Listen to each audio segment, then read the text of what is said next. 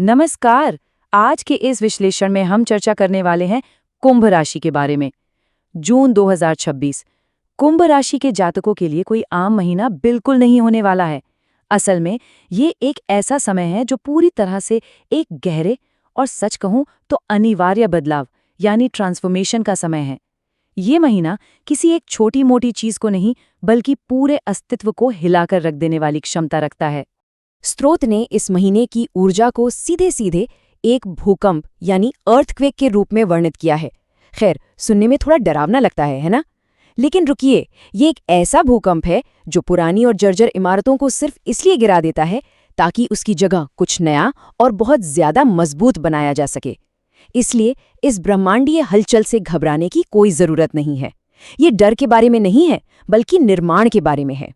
तो चलिए फटाफट देखते हैं आज के मुख्य बिंदु क्या हैं। पहला, ब्रह्मांडीय भूकंप। दूसरा, धन, वाणी और परिवार। तीसरा, प्रेम और वैराग्य। चौथा, करियर और शिक्षा। पांचवा, स्वास्थ्य और आर्थिक सावधानी। और आखिर में उपाय और बदलाव।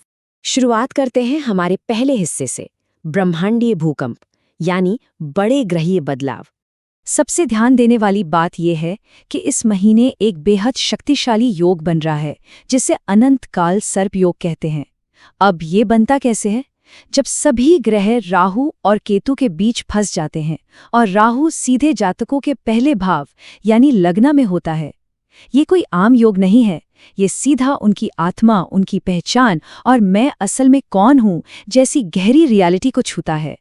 लग्न में राहु का होना एक अजीब सी बेचैनी पैदा करता है। ऐसी बेचैनी जहां लगता है बस अपनी पहचान को पूरी तरह से नए सिरे से घड़ दिया जाए।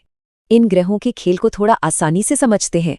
पहले भाव में राहु आइडेंटिटी के बदलाव को बहुत तीव्र कर देता है, लेकिन साथ ही ये कुछ भ्रम या इल्यूजन्स भी पैदा करता है। लेकिन यहाँ सबसे शानदार संतुलन यानी काउंटर बैलेंस बनाते हैं उच्च के गुरु, जो छठे भाव में बैठे हैं। छठा भाव शत्रुओं और समस्याओं का होता है, पर जब उच्च के गुरु वहां होते हैं तो वो हर रुकावट को एक छिपे हुए अवसर में बदल देते हैं। कमाल की बात है ना? वहीं दूसरे भाव में बैठे शनि धन के मामले में सख्त लॉजिक की मांग कर रहे हैं। अब आते हैं दूसरे हिस्से पर, धन, वाणी और परिवार, जहां शनि का असर साफ दिखता है। इस महीने कुंभ राशि के जातकों के संचार यानी कम्युनिकेशन का दोहरा रूप देखने को मिलेगा। एक तरफ उनकी वाणी उनका सबसे बड़ा असेट बन सकती है। वे इतने शार्प और प्रभावशाली तरीके से बात करेंगे कि लोग सुनने पर मजबूर हो जाएंगे। लेकिन दूसरी तरफ यही उनका सबसे बड़ा रिस्क भी है।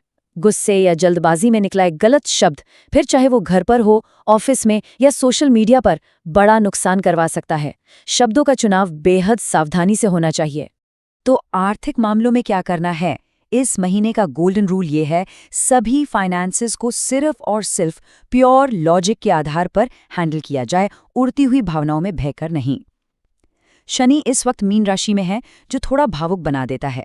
इसलिए खतरा इस बात का है कि भावनाओं में आकर कोई बड़ा आर्थिक या पैतृक संपत्ति से जुड़ा गलत फैसला हो सकता है।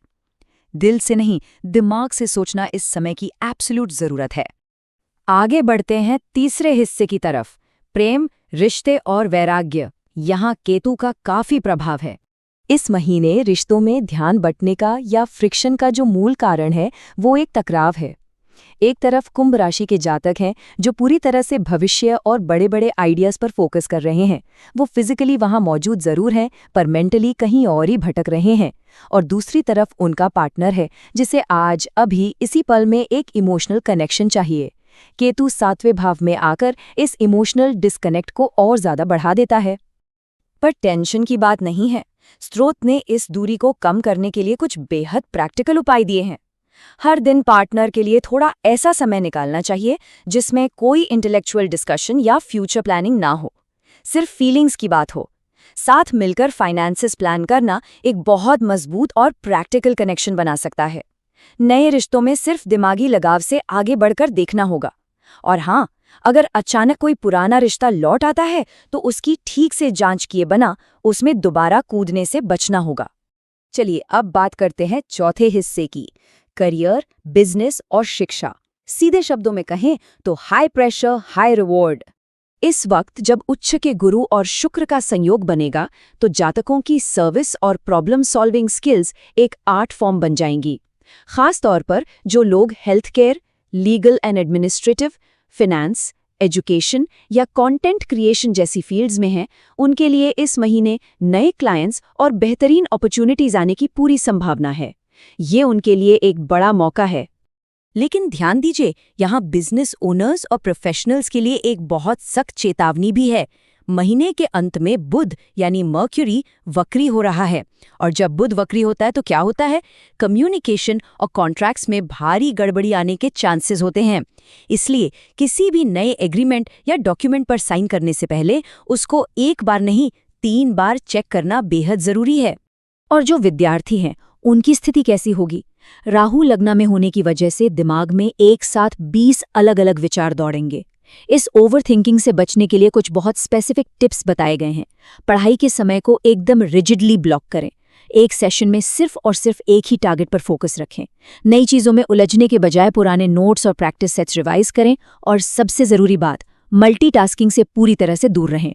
अब आते हैं 5वें हिस्से पर, स्वास्थ्य और आर्थिक सावधानी। भ्रम यानी इल्यूजन से बचना बहुत जरूरी है। मानसिक बेचैनी का असर फिजिकल हेल्थ पर भी साफ दिखेगा। इस महीने नर्वस सिस्टम ओवर एक्टिव हो सकता है, जिससे मेंटल फटीग और एंजाइटी काफी बढ़ सकती है। महीने के मध्य में ब्लड प्रेशर स्पाइक्स की समस्या भी उभर सकती है, या फिर पास्ट की किडनी और हार्मोन रिलेटेड इश्यूज वापस आ सकते हैं। इसका सबसे आसान प्रैक्टिकल उपाय क्या है? सोने से पहले स्क्रीन टाइम को बिल्कुल कम कर दिया जाए और लंबी सांस लेने के व्यायाम यानी ब्रेथ वर्क पर ध्यान दिया जाए।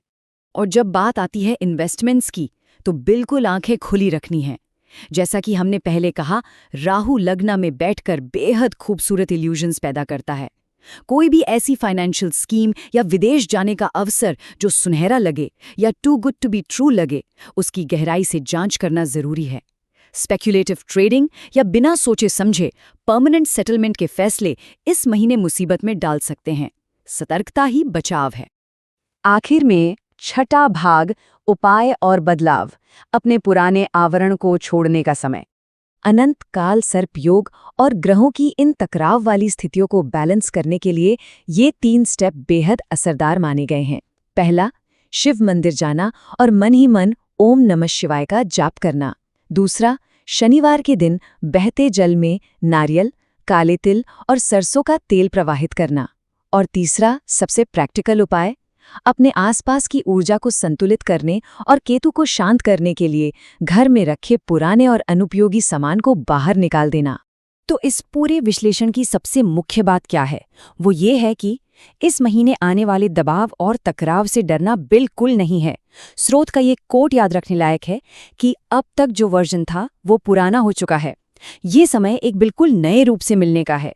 ये सभी ग्रह तोड़ने नहीं, बल्कि एक नया और बेहतर आकार देने आए हैं। तो इस चर्चा को हम इस बेहद दिलचस्प सवाल के साथ समाप्त करते हैं। क्या कुंभ राशि के जातक आखिरकार अपनी पुरानी सोच के उस आवरण को छोड़ने और इस बेहद शक्तिशाली बदलाव का पूरे जोश के साथ स्वागत करने के लिए तैयार हैं? इस पर जरूर विचार कीजिएगा। आज के इस विश्लेषण से जुड़ने के लिए बहुत बहुत धन्यवाद। नई जानकारियों के साथ बहुत जल्द फिर मिलेंगे।